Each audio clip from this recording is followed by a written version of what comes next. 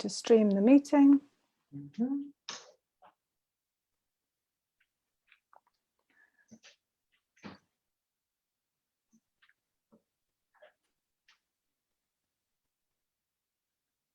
And there you go, we should be live. Meeting is now streaming live on Facebook.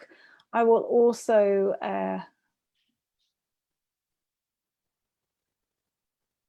okay, so you're all very welcome. I can see you there, Caroline. And if anybody has any comments, do pop them in the Facebook. If you're watching on Facebook Live, pop them in there.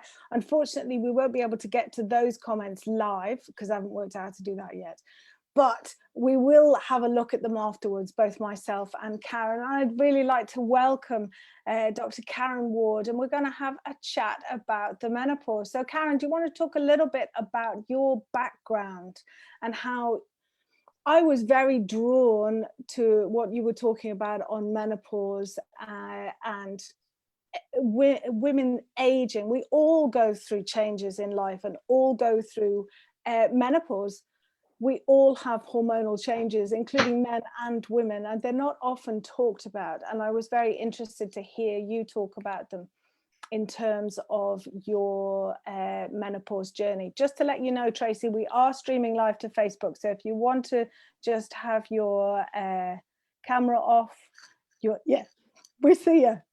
So Karen, you're very welcome. Would you like to just share a little bit about your background? Oh, thank you so much, Joanne. I'm a holistic therapist, I'm a shamanic therapist, and I'm a counselling psychotherapist. So there's a lot of therapy in there. I'm a 58-year-old Dubliner, very proud of my Irish roots. And I have reached the stage in life where I'm what I refer to as a baby crone. In other words, I'm in the last third phase of my life. And menopause was that rite of passage. It was where I have come from my early young girl into my mothering phase, and now I'm over the other side with menopause. The interesting part of the journey was I have been working with the body, mind, and the soul for a long time, since my early 30s. And I suppose I knew at some level that would help when I got to menopause, but it wasn't really part of my consciousness. And I began to go to perimenopause at about 45. And I had a very interesting journey with my periods, my moon time, as I refer to it, the same phase as the grandmother moon, the 28.5 days. Having had endometriosis and a lot of difficulties in my early days from puberty. And then suddenly I had this fantastic 28.5 or thereabouts cycle. And at 45, it began to stretch out to 53 days or maybe 60 days. So when I came into menopause, I thought, right, I can harness everything I know for this. But there's even more. I was quite amazed at how the many complementary therapies that I use came into effect. But I have to say, Joanne, it taught me an awful lot. And recently, when I heard all that was going on with the sharing of menopause, and really realizing that an awful lot of women don't know, and an awful lot of men, the men folk at the other end. So I began to share myself, and then I heard your wonderful call, and I'm delighted to be here. Yeah, it is such a learning process, and I almost view it as I have 3 children, and I do remember when my children were very small, the idea of their birthdays, you know, their birthdays were really big when they were small, even their first birthday and their second birthday, which they have no memory of. I know what that was for me to invite my female friends around and my male friends and often talk about our birthing stories, about this kind of rite of passage, and to kind of, because quite often, I don't know if you remember as well, Joe Duffy on Liveline kind of a year ago went through there was a big outpouring of women sharing their birthing stories. And it's a big time of life, you know, puberty, becoming a woman, coming really into your flourishing. And then if you have children, then that kind of birthing story is really important to tell. But then all of a sudden, you know, the way that some society, and I find our society views it, is that as we grow older, we should recede and we should shrink back. Whereas actually now it's time to really flourish. I shared at the weekend, you know, my two eldest twins are 18. They just did their final day of school on Friday. I got a new car that stopped being a station wagon that was to take them to football practice, to scouts, and this car goes a bit faster. I don't have to fill it with all of their stuff. It's more for me. And I do feel now in Chinese medicine, it's termed as a second spring. You're freed from having to take care of others. Often in our role as a woman, we are taking care of others. Whereas now it's time for us to flourish, and it's not time to shrink back. If we look at the animal world, it's very interesting that when female of the species go through the menopause and they stop being able to reproduce, quite often they'll be shunned by the rest of the herd, or they will actually kind of die off because their reproduction, they're not a valued part. That's not how our society works. And I think really as women, we can really value that, if you like, that crone age. The crone word still has a kind of, and I think, I'm not sure, and this is only my personal aspect, but there can be often quite negative connotations with being a strong and powerful woman in our kind of Christian aspect. And that image of kind of the crone and the wise woman, often with the raven, has a negative aspect. And the same as knowing what foods to pick to cure a headache. You know, quite often women were put to death for knowing those things. And I have a feeling that that's also in the psyche of being a woman and being able to flourish in your sexuality. Because I know that that was, I'm sorry to take over here. I will pass it back to you in a second, Karen. Hey, Eileen, just to let you know, we are streaming live on Facebook. So if you want to turn your camera off, you're very welcome. And that kind of idea of women being very sexual and passionate as we enter our menopause age, where we are sexually active because we want to be, not because we are driven by the urge to be a mother, is not also talked about. And so when I talk about being, I gave a free Qigong class this morning, and I talked about being sexually active and doing Qigong to stay sexually active. And that does not mean having sex. That means staying in touch with your sexual organs. That means knowing that if you're holding lots of tension in that area, you can get pain, you can get sciatica, that this won't help your menopause symptoms because your blood won't be flowing properly. I think the statistics is that anybody who stays sexually active is something like, I think it's something like 20%. You have a longer life if you remain sexually active. And in Chinese medicine, that doesn't mean having sex. It means staying in connection with your sexual organs and not thinking that because we have gone past childbearing age that we have to not pleasure ourselves. And that could even just mean dancing and feeling juicy. It doesn't automatically mean masturbation. You know, it's become so enmeshed. It means pleasure, feeling pleasure, being able to circulate your hips, being able to move as you walk down the street, get it in and out of the car easily. So this is what menopause kind of means to me. And I know that when I listened to Karen speak, she also talked about stress and sugars being a real trigger that made her realize. In fact, I'm going to pass it over. What did it make you realize, Karen? Oh, thanks, Joanne. It's always fascinating to listen to you. I love the way you weave so many different strands in. I think we are reclaiming the word crone, and many women are seeing the menopause as a rite of passage, and that it ushers in a new phase of our life where we don't have to worry about contraception if that is a thing, or we don't have to, we're not able to impress anyone. When we're in our wisdom years, we can look at letting go certain practices or behaviors and moving into a place where we conserve our energy and move it and use it in a wise way, as you've just said there.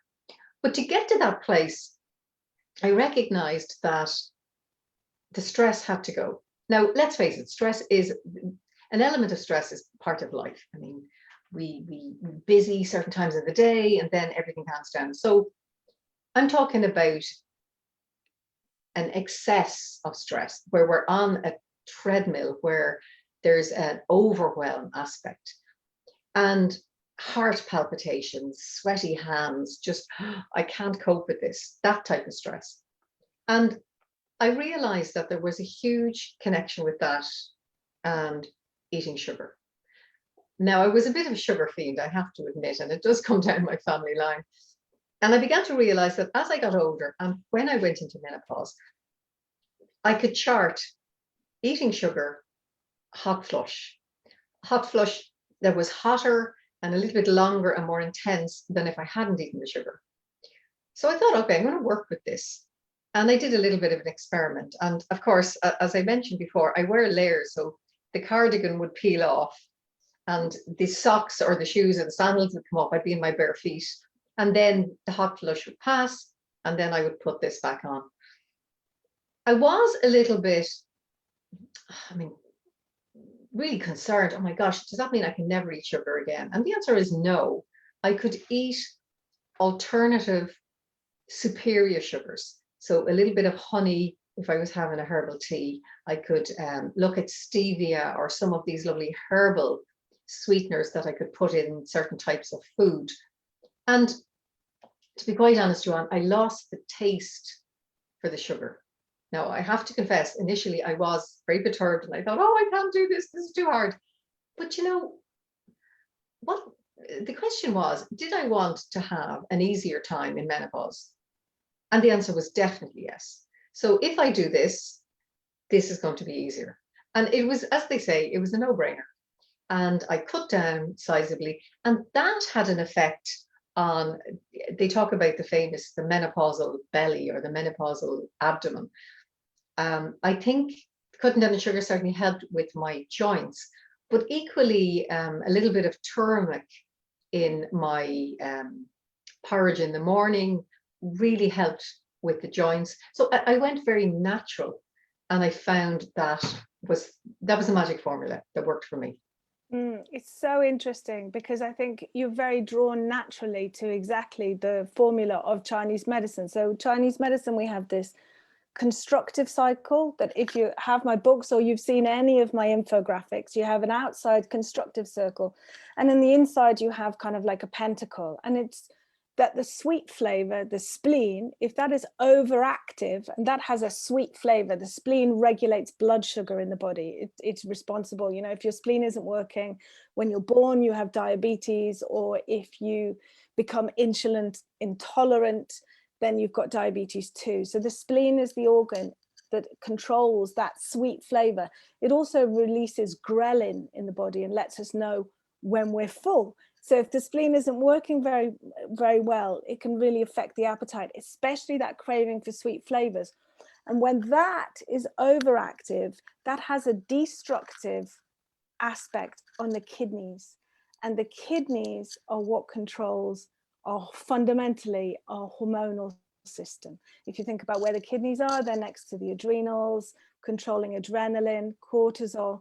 So there's a very direct aspect between the sugar and the kidneys in Chinese medicine. And that's all Chinese medicine is for me. And that's what I share, is it's a language that I understand then what my body is saying. So you can take HRT, you cannot take HRT. They're both choices, and you have consequences for the choices. You can eat Jaffa cakes and you can not eat Jaffa cakes, and you will have a consequence for each choice. They're not bad, they're not good. You'll just have a consequences. And if you're okay with the consequence, then make the choice. But that's what the Chinese medicine does for me, is it's really given me an insight into the body. And if you've read my book is a lot about kind of dealing with sometimes the shame of being a woman, you know, of kind of growing up, of becoming a woman and then becoming an older woman and a crone, and feeling the deliciousness of the body. And really, and part of that would have been, as I said before, around the sexual energy. You know, I think we have 3 dantians, and this lower dantian just below the belly button is where all the energy really should be stored, not in the chest and not in the head, because it makes us hot-headed, and here it can give us palpitations, anxiety. So if we constantly, even if people now breathe and take their energy just down to your kidneys and your belly, instantly you feel that kind of relaxation. But again, I kind of go back to society and the way that I was brought up. I'm from Liverpool Catholic, and taught by Rosminian order, and really to be in touch with your own body was really, I think, because this area is so powerful. When we are in touch with our lower dantian, our belly down here, we're really very powerful. And like I said, it's not about having sex with other people, it's really being in your power. And that can scare some people, and it can even scare ourselves, but it's really, the Chinese medicine gives me, if you like, a way that isn't charged with emotional right or wrong, to just enjoy pleasure. Beautifully said, Joanne. And you know, in my counseling psychotherapy work, and particularly what I brought to academia in my master's and my PhD, there was a sense that, oh, this is all about the mind and emotions, and that's it.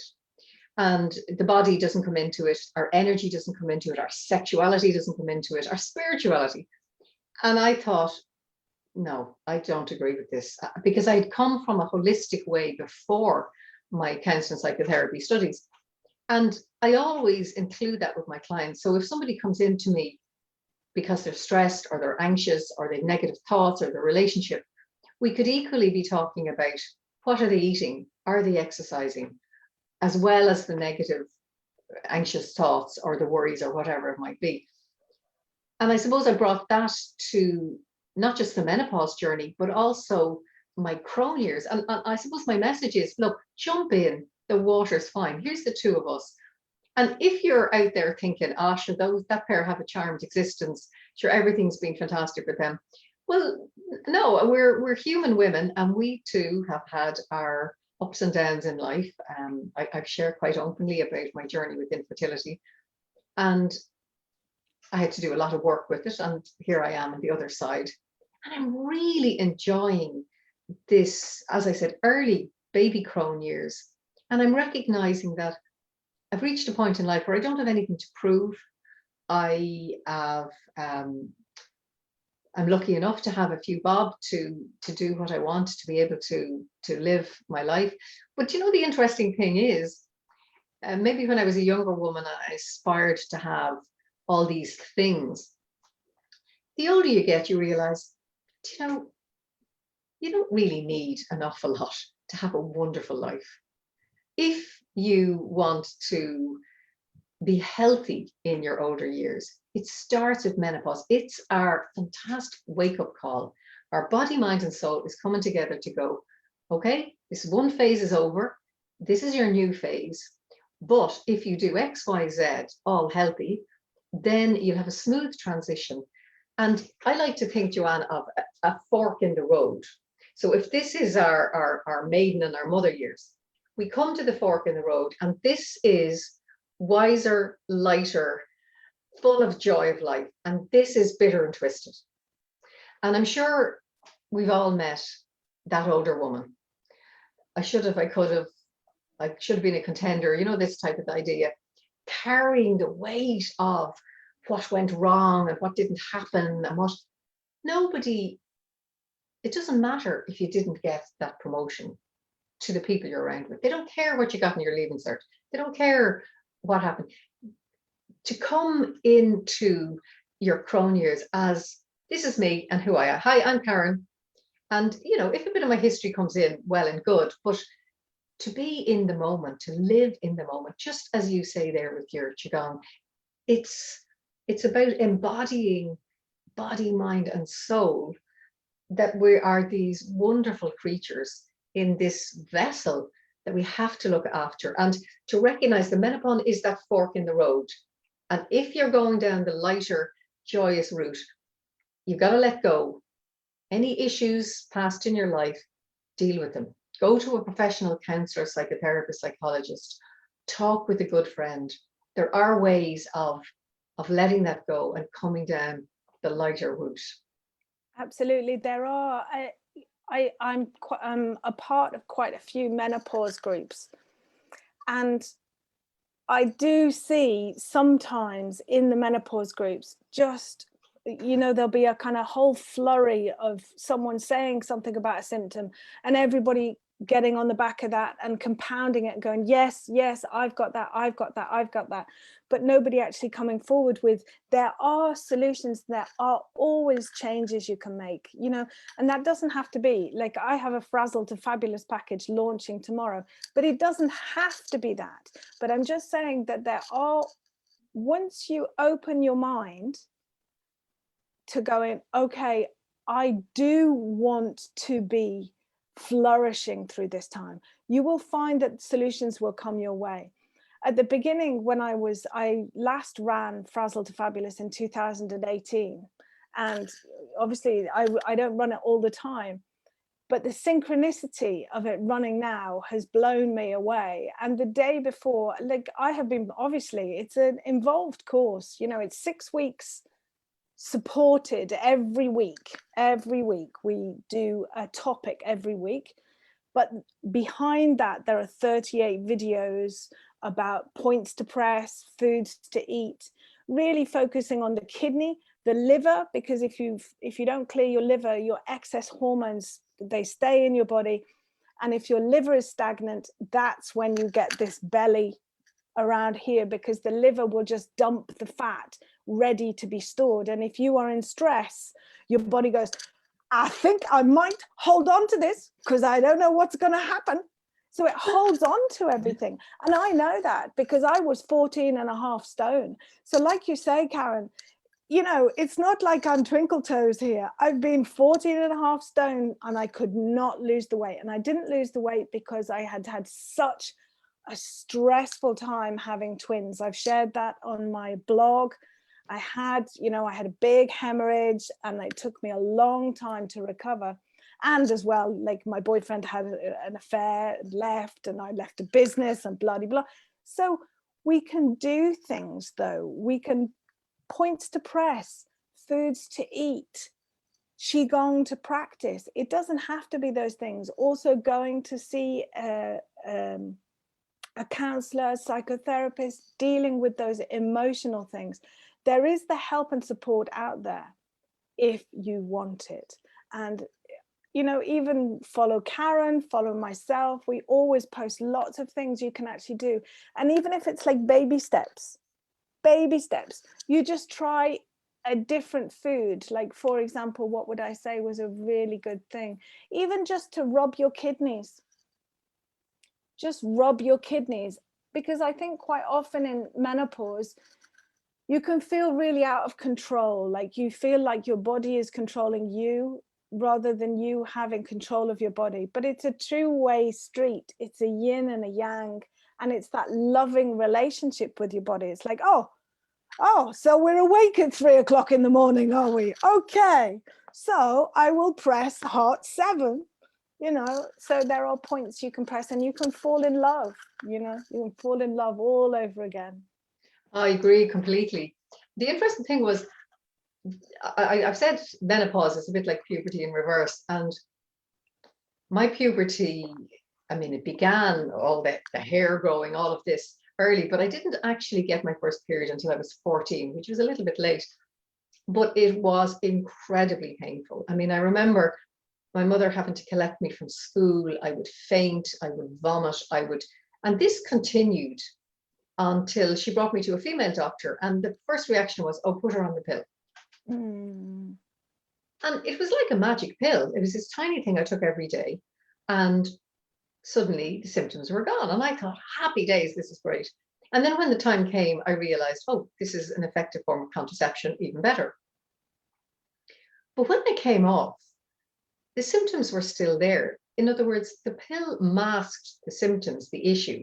It never went away. It didn't cure it or heal it in any way. And it was acupuncture and reflexology that really worked for me. And I remember I had a male acupuncturist, a lovely, lovely guy. And he said to me, okay, give me 1 month. And I'll have you on a moon phase cycle. And I'm thinking, okay.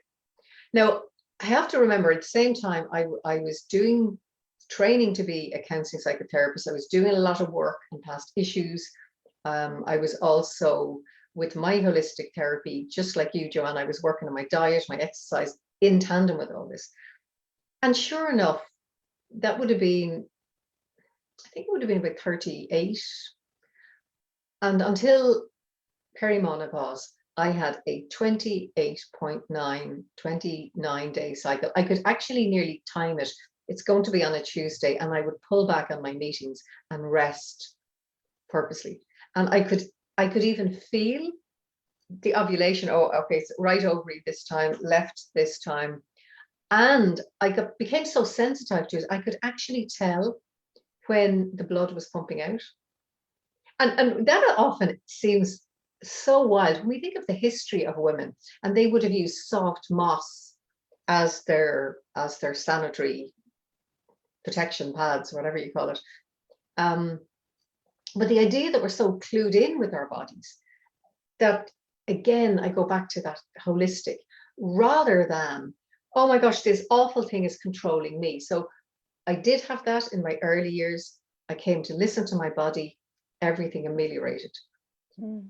Therefore, my menopause was smooth. However, what I suppose both of us are saying here to anyone who is yet to go through the menopause is, don't assume it's going to be a nightmare or it's going to be difficult. See how it is for you. Go through it, try all of these amazing things. And if HRT has to become an option, well, then go for it. The beauty is that we women have choices. I suppose I'm saying, see this as a rite of passage. See this as a wonderful wake-up call, just to tweak and balance everything that's out there. And I completely concur with you, Joanne. I have to say, women, the sexual crone years are fabulous, absolutely fabulous. Our libido rises. Ah, wonderful. Jump in the water is fine. It is lovely. Now, I would say for me, the libido isn't there instantly. My libido takes attention. But what I like about it is I am open to the attention and I take pleasure in the attention, but it's not there like it used to be, just kind of like instantly rising. But I know that if I give it attention, that's how the desire grows. So I would love to open the floor to hear about anybody else's menopause journey, or to see if you have any questions you'd like to ask Karen or myself. So I'm going to put it that you can unmute yourself if you have anything you would like to say, or you can raise your hand if you know how to use the emoticons on Zoom. So Caroline, Phil, Eileen or Tracy, you've joined us live. So if anybody has any questions, now is your time.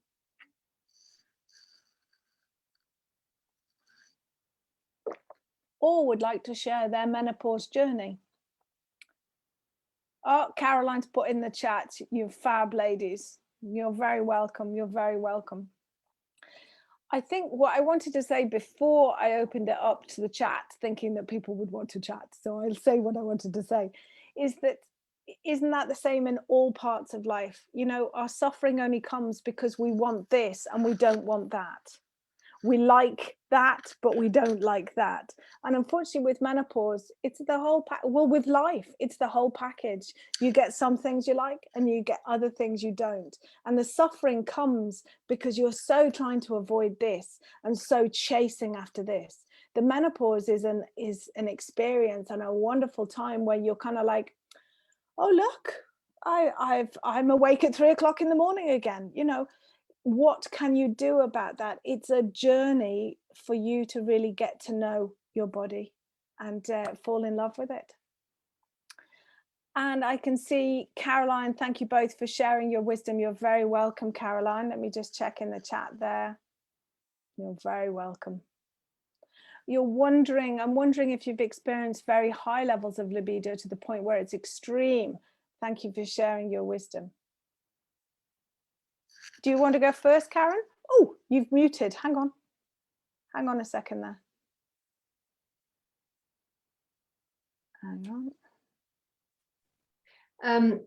No, I didn't experience extremes of libido. I concur with you, Joanne, and I gather you're a little bit younger than me. So while I was going through menopause, my libido, it didn't abate. It didn't stop.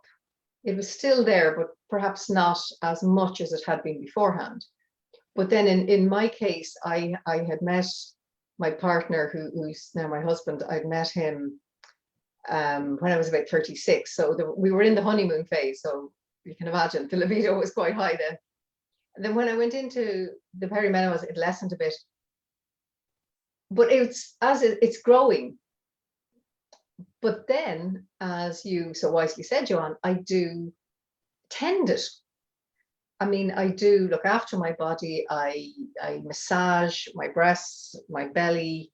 When I have my baths, I sea swim when I can. So I'm very conscious, I'm body conscious. And I did have to learn to love my crone body because I had been blessed early in my life with, I have a typical type body where it's a good shape, but if I overeat or eat the wrong things, it gets bigger.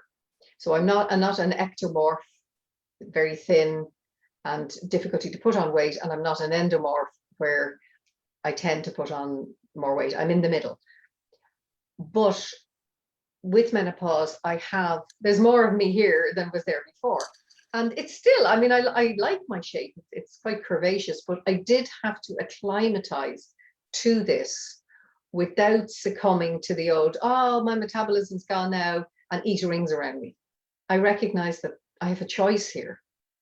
It is an older body and I love it, but I need to tend it, as you said. Yeah, I didn't experience the excessive, not related to menopause. But what is excessive? What is excessive? True. You know? But one thing I would say is that this, going back to the sweet flavor, is that in Chinese medicine, each of the organs is in charge of a body part. So for example, the liver and the gallbladder would be in charge of your tendons and your ligaments. So for example, if you have gout, which is a stagnation of the liver, or you drink too excessively, you'll find your joints get very hot or cold, you know, and whereas the spleen, which is that sweet flavor, that's in charge of the muscle tone, the tone of the muscle, and actually the whole kind of flesh. And for me, what that says is this kind of comfort that we sometimes really yearn for, we often then look for in sweet food. So we crave that comfort. You know, people talk about eating comfort food. And really what we're looking for is we're looking for touch and hugs. I mean, you look at in lockdown, you know, people talk about the COVID stone because one, there's a bit of boredom, but also we haven't been touched. We haven't been hugged. So I really think hugging yourself and pleasuring yourself is really an important part of falling in love with yourself. And in that way, you don't look to food to become an emotional partner, because unfortunately, much as I love chocolate, chocolate doesn't always love me. especially if I eat it to excess. So that's why I love Chinese medicine, and I've done the Frazzled to Fabulous. It's so that you can kind of get an overall picture of your body. It's not outside of your control. There is a language, and like I say, I'm not forcing you to speak my language. If you want to share, it's a bit kind of like, there's poetry written in French, in Arabic. It doesn't make the poetry any less beautiful. It just means I'd have to learn French to understand it. That's all. So I'm offering in Frazzled to Fabulous a language through which you can understand and love your body. That's all. Okay, I think that might be our chat. Have you anything else, Karen, you would like to just, is there anything else you would like to say? I think I'd like to finish off with the message that we're both offering, which is you have a choice. Menopause is a wake-up call, and it doesn't have to be scary. It's a rite of passage. We've come from our maiden years to our mother years to our crone years. And back in the day, we would have had a very special ceremony with the elders of the tribe who would have embraced us and brought us into all that we're talking about, the secrets of coming over this side. And of course, remember, back in the day, humans didn't live as long as we live these days. Therefore, anybody who did live to their elder years was considered very wise, and they were consulted, and they were really revered. And I think there's enough of us now going back, and we look at the role models. We have Mary Robinson, Mary McAleese. I think of Judi Dench. I think of, there's so many older women, Jane Fonda over in America, that Amma in India, that these are older women really out there. Michelle Obama would come into that, Oprah Winfrey, and Helen Mirren, and they really are fabulous, as you say, frazzled, fabulous, and they exude that wisdom, and they're making really good choices and sharing what they do, and that is there for all of us, and it's up to us to find what works for us. And you and I mean, we're honored, privileged to be in a position to offer the skill set that we have in our toolkit. But here, try this. What about that? And there are loads more like us. And yeah, it is a rite of passage into a very important part of life. And the more of us that embrace it, the more of us that come to love our sassy crone years, the better, because the younger women will stand on our shoulders someday. And that is the greatest gift I think we can give. Thank you so much, Karen, for accepting the invitation to come and chat this morning. I've really, really loved it. Thank you very, very much. And thank everybody that joined us and those on Facebook. So we're going to sign off now. Let's see if I can stop going live on Facebook. Don't forget, pop your comments into the Facebook, and myself and Karen will have a look at them. We'll answer them there. Take it easy. May you be happy. May you be well. May I be happy. May I be well. And may all beings everywhere be happy, safe and well. Have a great day.